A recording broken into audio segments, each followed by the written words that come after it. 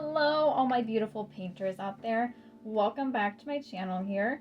Today I have an amazing free full painting class for you guys. Once again, I know you guys absolutely love these. Definitely, if you have not taken any of my free painting classes with me before, definitely check out the full playlist, which will be linked in this video and down below.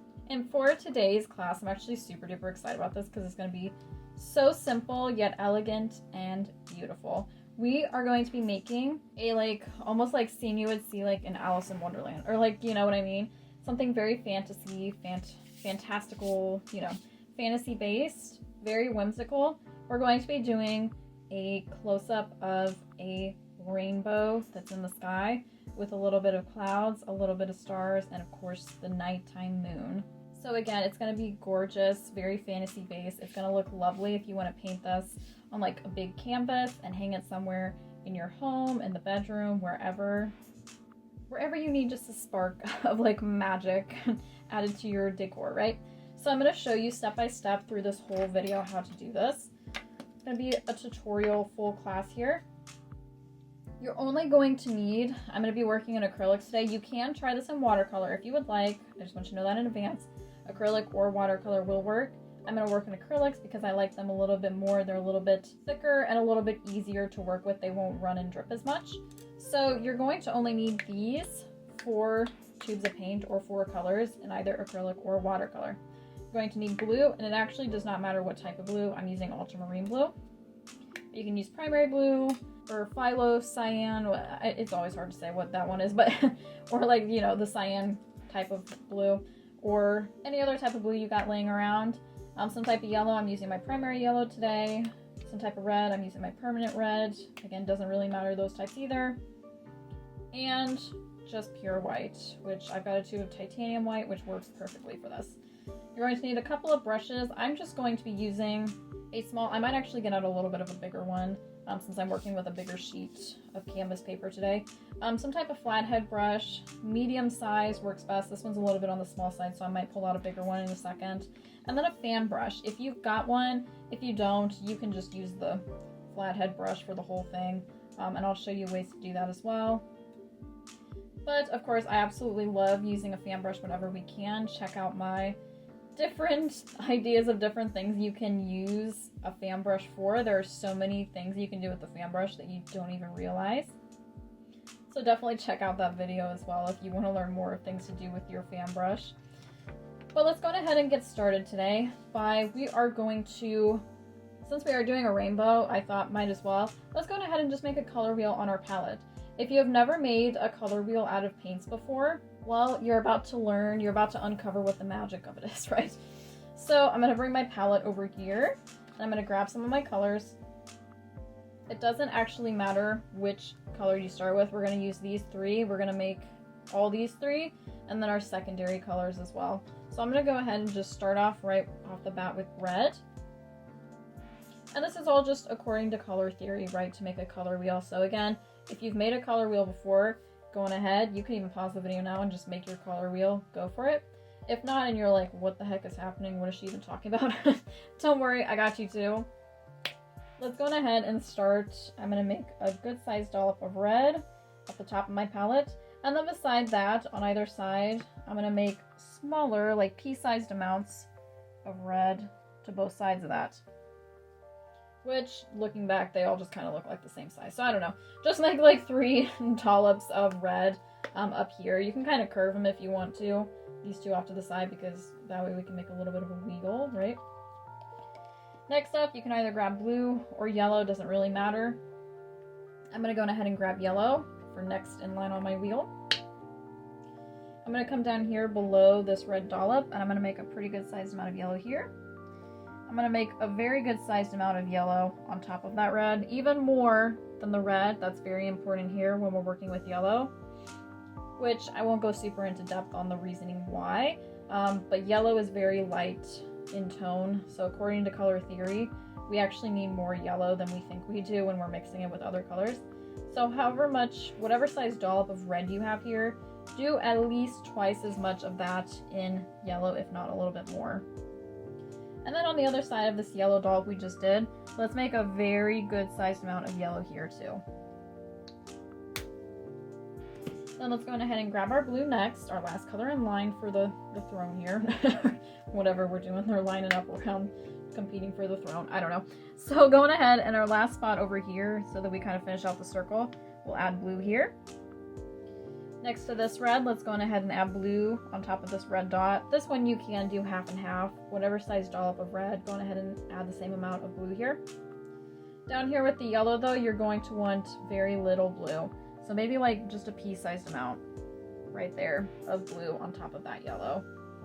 I'm gonna put that to the side. Now, before we even get started mixing these up, I'm gonna take my white and adding to our dot over here where it's half red, half blue, we need to add a pretty good sized amount of white too. I will tell you why in a second.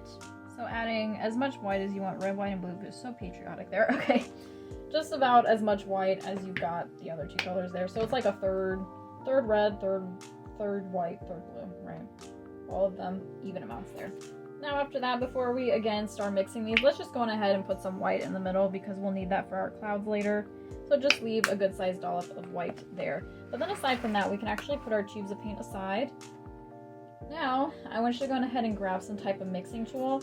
I use a paint spatula, but if you do not have one of these, do not fret, my dear friends, do not fret. You can always use like craft popsicle sticks. Those are great for this. You can use like the end of a butter knife. Honestly, that works. And if all else fails, you can just use the end of one of your paintbrushes. Use it like a little mixing stick. Doesn't really matter. It's not that important to go out and buy like the fanciest paint spatula in the world, right? So now each of these three spots, these three dollops where we've got colors together that obviously we need to mix them. So going in any order, it doesn't really matter. This is where the magic happens. You can go on ahead and each of these, just go on ahead and swirl them all together using your mixing tool one by one. Make sure you wipe off your mixing tool, you know, when you mix this color up, once it's already pretty well. Let me mix it another second or two here. Mix together. That's going to be our orange, if you can't already tell.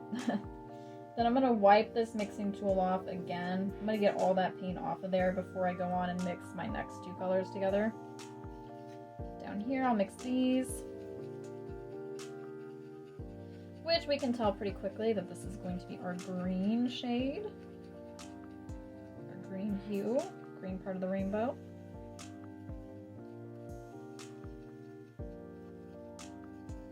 Just like that. Make sure you mix them all, both those colors together really, really well.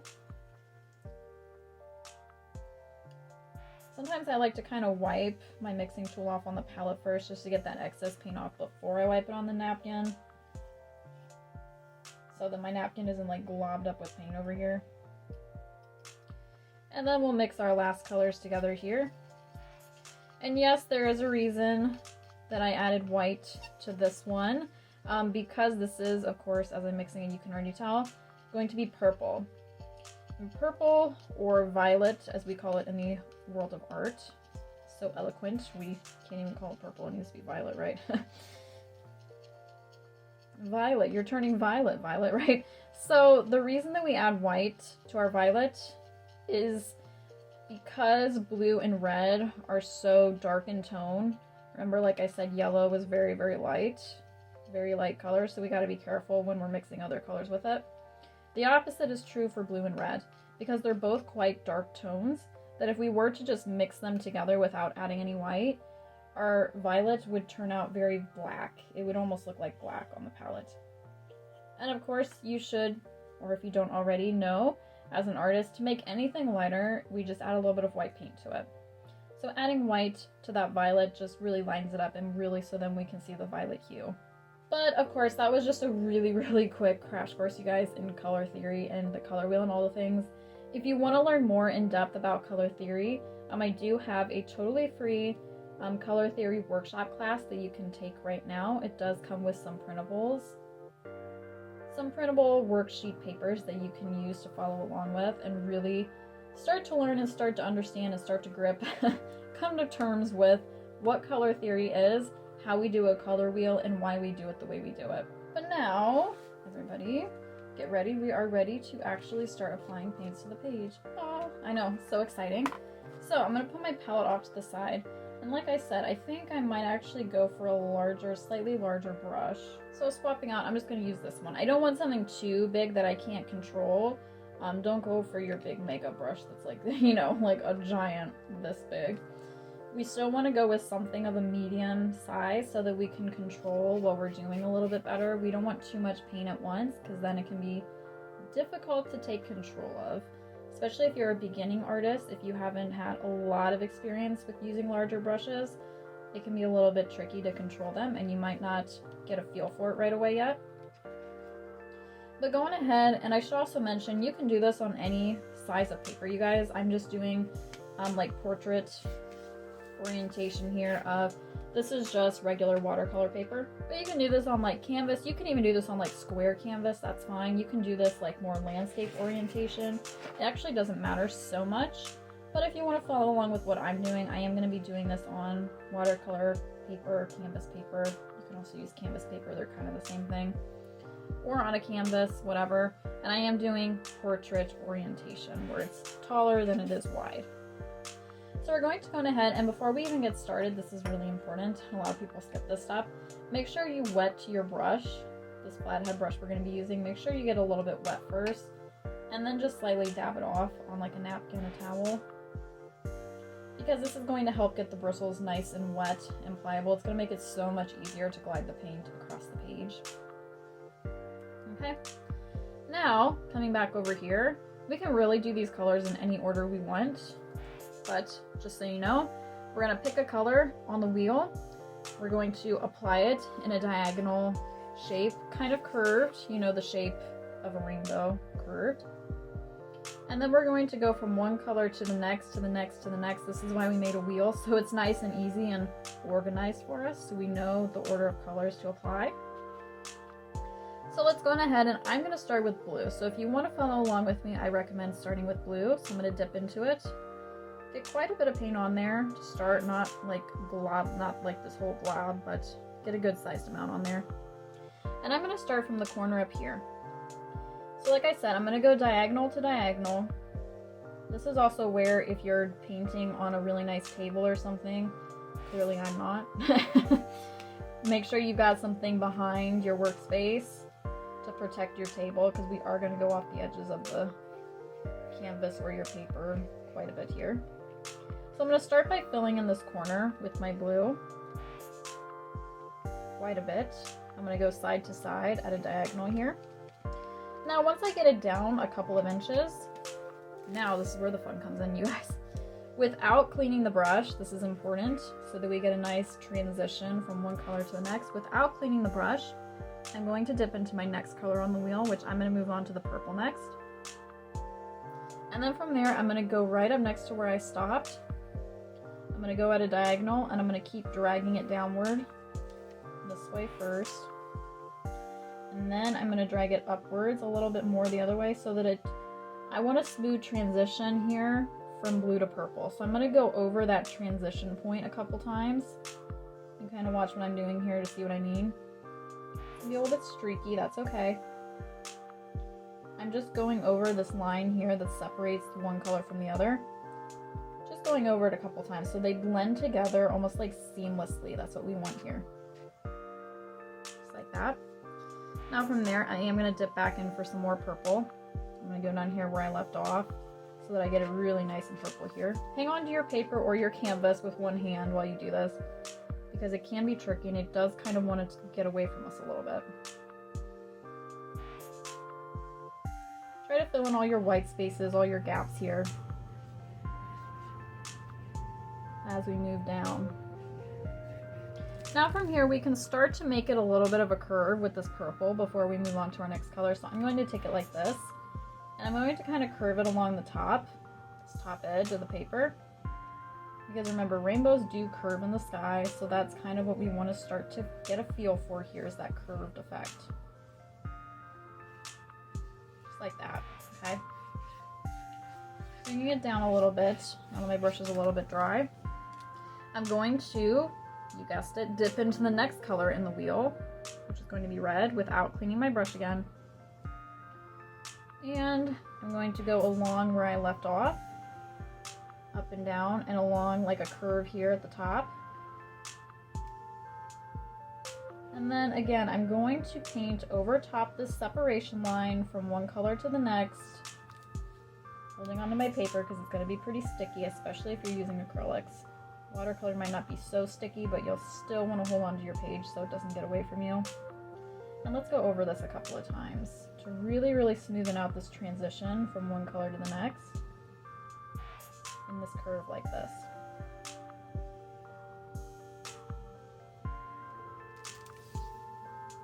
And from there, I'm going to keep moving. I'm going to move this up a little bit. I'm going to dip back into my red, and now I am going to fill this out a little bit more. I'm going to bring this red down a little bit more so we fill in some red space here. So the red strip, the red stripe of the rainbow is really visible. And again, up here, I am going to make sure I'm curving it over a bit. So it's that rainbow shape. Just like that.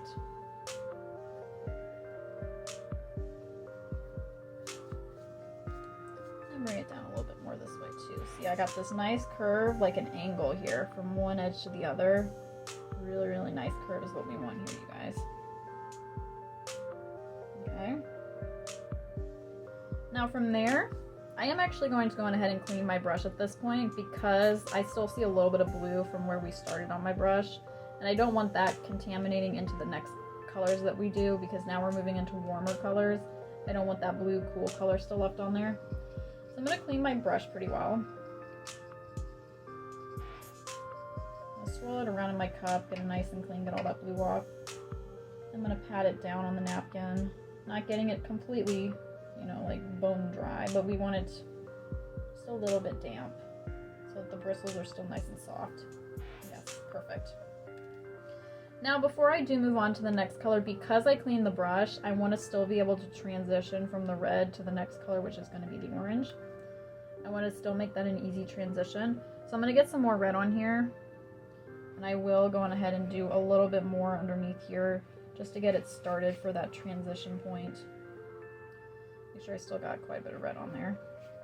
Okay. Now from there, I am going to dip into the next color, our orange. And I am going to go along that line and start to transition into orange. So you can see the more we do this, you guys, and the more we move down the page from one color to the next, hopefully it gets a little bit easier for you. Right? Hopefully from one color into the next, it does get easier and easier. You'll start to understand the nature of how your brush wants to move on the page or your canvas. Paper or canvas, doesn't matter. But hopefully you'll start to get a feel for that and how it really does feel gliding across there and how we can blend from one color to the next quite easily. And we just let the brush kind of take over and just glide right through it for a seamless transition. Okay. Now from there, I am going to move on to my next color, yellow. This one is going to be a little bit tricky because yellow is, again, so light. It's going to take quite a bit of yellow across here. Even start to make it look like yellow. As I blend it along the orange, it's going to kind of look more like a light orange than a yellow. But that's okay. I'll transition into yellow and then I'll add more yellow in a second. I'll just start to make this transition, making our curve here all along. So again, it is going to appear like a light orange. But then once you've got that transition started, we can go in ahead and dip back for more yellow, go underneath that transition point and transition it more to brighter and brighter yellow. Just like this. On all our white spots. I know it's tricky when it wants to get sticky on us, but try our best here.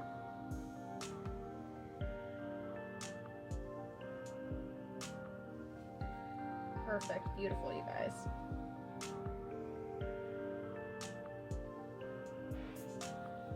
Now I think from here, I'm almost out of yellow actually, I might have to get some more out of my tube.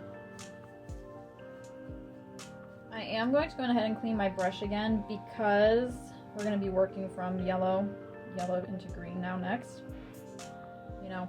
So I don't really want a lot of red on there because it's going to kind of contaminate into the green and so on and so forth. So I am going to clean my brush again. So pause for a quick cleaning break, a quick cleaning ritual.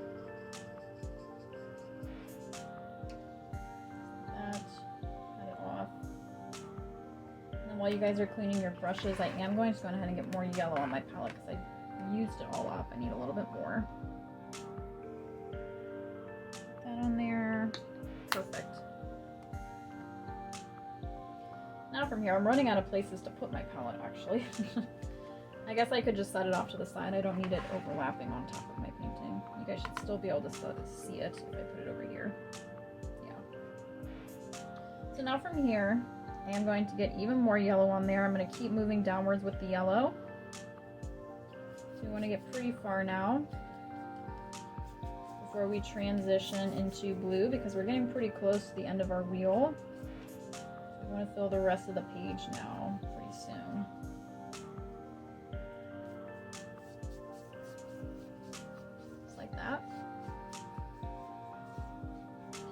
Now, again, without cleaning the brush, I'm going to start to dip into the green, and I'm going to start to, you already know the drill, right? Transition into green all along underneath that yellow.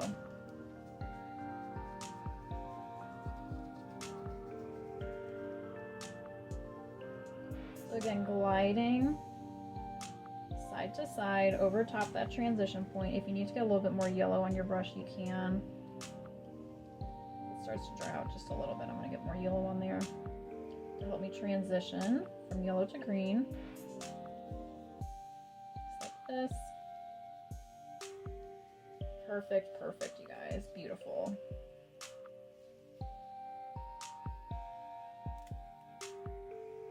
Now from there, I'll get more green. And I'm going to start to get really close to closing up all this white space. Not completely yet because we will transition back to blue, but let's start to close up the white space a little bit with that intention. Again, hold on to where you've still got some white space left so we don't get this picture all moving around on us.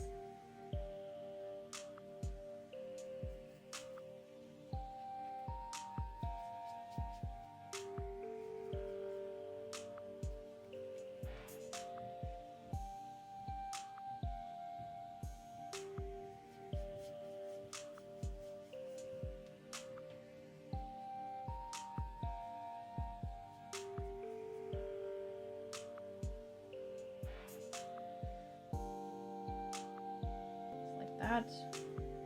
And then, again, without cleaning the brush, but you guessed it, time to transition back to blue. So I'm going to put down my blue, and this is going to be a little bit darker transition from green to blue. It's going to look a little bit turquoise-ish. So we get a little bit of a greenish blue going on here, especially along this transition point, this transitional line, this curve here. Goes from one end to the other. Let's go over it a time or two, go over it. And then just like that, keep adding some blue underneath here. And then hopefully it might be dry enough up here, especially if you're using acrylics. Acrylics dry pretty quickly. You should be able to grab it up here to hold onto your paper. And then we can start to fill in the rest of our white space with blue. Beautiful.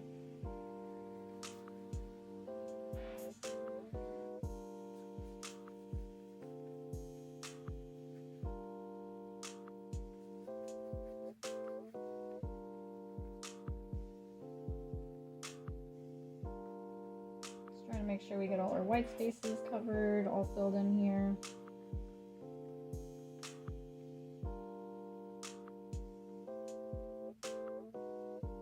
Just like that. Gorgeous. Great job, you guys. Great, great work. Now the background of our pictures are completely done, right? Looks pretty good so far. Looks like a rainbow. Like the close-up of a rainbow, like it's supposed to, right? Now from here, we are going to let it kind of dry a little bit before we add clouds, but I think as it's drying, we can actually save a little bit of time by starting to make the stars, okay? So what I'm going to do, and you can do this too, Or if you think that this looks great and you just want your picture as is, you can totally just call it quits and call it finished. But otherwise, I'm going to get this fan brush nice and wet now. And then pat it off like we always do, get the bristles nice and pliable wet. Now, we're going to do this fun method, which again, I did do this in my things you can do with the fan brush video. This is one of the things you can do with the fan brush, and it's super duper fun. So we're actually going to dip the tips of the fan brush in the white, get quite a bit on there. Now, we're going to come over here, and this is again where you definitely want, if you've got like a nice table underneath your picture, definitely make sure you've got like newspaper or something down, because this is going to go pretty far. We are going to take the fan brush in one hand, hold it pretty close to the bottom, take 2 fingers in the other hand, and we're going to slap it, kind of a little bit of a splatter. Like this. This is why I said it's going to travel pretty far. So we're going to kind of do this all over the picture. Tapping it so that we get the look of like stars in the background.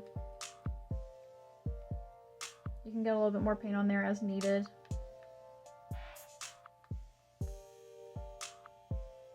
Just like that, all over. You can add as many or as few as you'd like.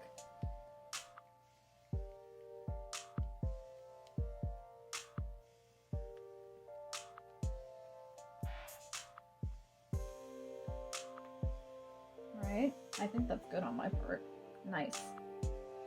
Now, and again, this is optional. If you want to keep doing that, you can. If not, we can actually use the fan brush and kind of create a moon shape here. So I'm just going to pick like a spot kind of up and over here, a little bit farther up in the sky. I'm going to create like a crescent shape, just using the edge of the brush like this. Just curving it from one way to the other and kind of twisting it as I curve it. So again, just getting a nice, thin, dainty little moon here. Moon shape, crescent shape. Using the white like that. Now, from here, this is where we can start to add clouds and the cloud effect if you would like, if you would choose to do so. Which again, if you like the way your picture is looking now and you just want to call it quits, you can. Otherwise, we're going to continue to use the fan brush, dip it back into the white. We're going to come over to the picture, and you can add your clouds really anywhere. It's kind of up to you. I want to kind of do, if I can do one like over top my moon here. So we're going to do this dabbing effect. You can kind of watch what I'm doing first. With the brush, kind of a dabbing effect all over in the shape of a cloud like this. Okay, and we really want to dab it very daintily along the edges so it's kind of like a fuzzy look that spreads outwards. Just another little bonus thing to do with a fan brush, right?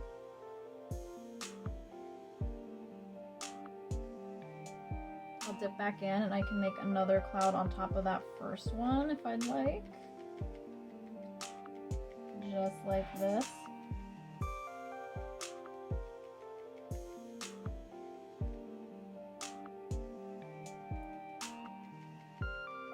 And again, you can put these clouds, you guys, like wherever you want to.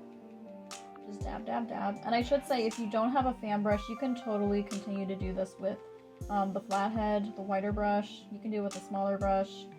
You can really do it with any type of brush. I just like the texture that the fan brush gives. I think it makes life a little bit easier to work with the fan brush. It really likes to fade it out along the edges a little bit more. And again, as many or as few clouds as you would like. I'm going to kind of make this look like there's a string of clouds going across the middle in front of my moon here. And I might do some more near the bottom.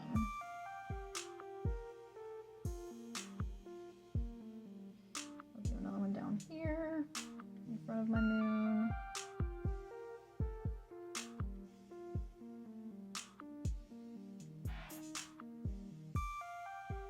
And another thing you can do in these clouds is maybe leave some spots where it really fades out, and leave some spots like here where it's like really, you can really glob on the white, like here. So this is like the thick side of the cloud, if you will, and then it kind of fades out over here to be a little bit more faded.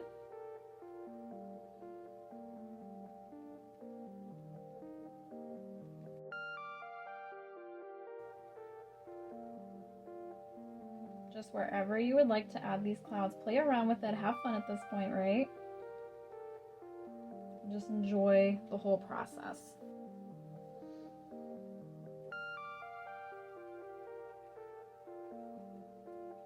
You can even do some where it really fades out. A good way to do that, you guys, if you really want some more faded clouds in there, is to get some white on your brush and then get your brush wet as well, because the wetness is going to make it a little bit more translucent, transparent. That'll really help you get some really nice and faded look, faded clouds in a couple of places.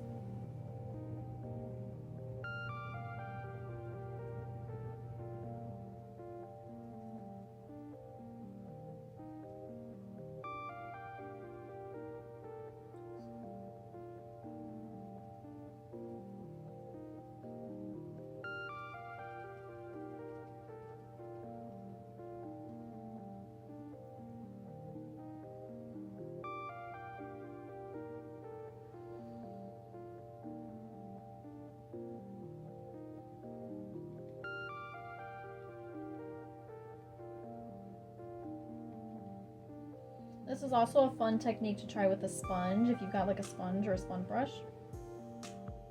I'll clean my brush up a little bit, I got a little bit of blue on there.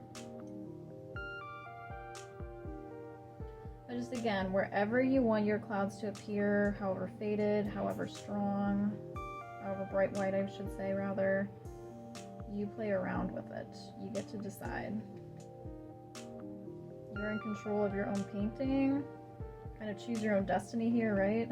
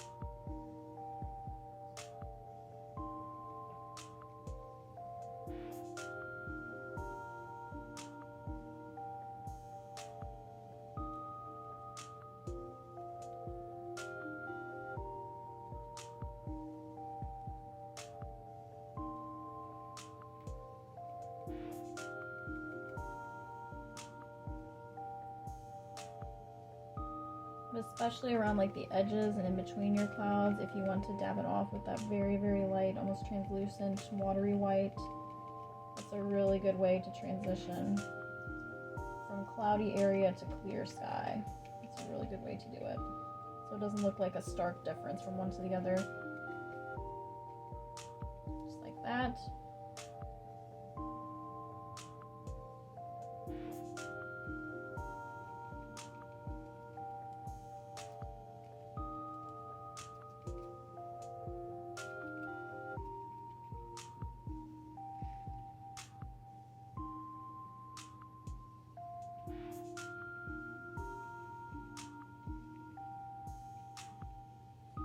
But then, just like that, once you're satisfied with all those clouds, you went ahead and clean your brush off one more time. And then, of course, you guys step back and admire your gorgeous work. Great job, you guys, in this class today. I hope you enjoyed taking this freebie painting class with me of the cloudy night sky with the rainbow, and just, oh, it's so like whimsical and pretty, and I absolutely love that about this class. So again, I really hope you did enjoy this tutorial today with me. If you did, let me know. Be sure to check out some other painting classes here, and of course painting classes on my new Canvas Academy online painting platform. You might, especially if you liked this class, you might also really enjoy taking my lovely landscapes course, in which, you know, we do a lot of pictures very similar to this, of different landscapes, different skies, beach scenes, mountain scenes, even like tulip fields, all the things, just gorgeous scenery that you're definitely going to want to learn how to paint, and perhaps even like hang up in your home. so that you can look at every day, right? But of course, you'll learn so many new painting techniques and skills in all of those classes as well, just like you learned here today. Like, hey, you probably didn't even know that there was a lot of those things you could do with your fan brush, right? So again, I really hope you enjoyed this class. I would love to see you over on Canvas Academy as well. But until then, happy painting to all you, my fellow artists out there.